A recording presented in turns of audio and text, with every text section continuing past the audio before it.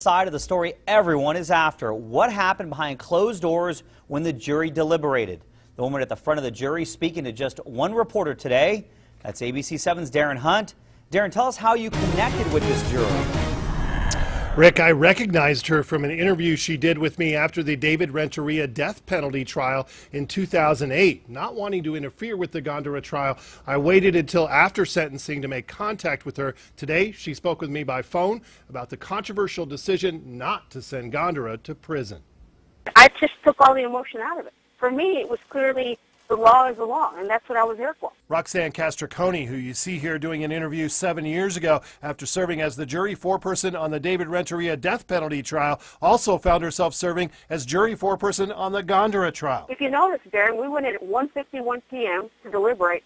We didn't get out of there till before 6. We argued and argued and argued, and these 4 jurors would not budge. Castriconi said 8 of the jurors, including herself, wanted prison time of 3 to 5 years for Gandara, who faced 2 to 20. However, she said 4 other jurors made it clear they weren't going to send the 34-year-old father of 5 to prison. We didn't even sit down, and 4 people already, when the door closed, said, we are not budging from probation.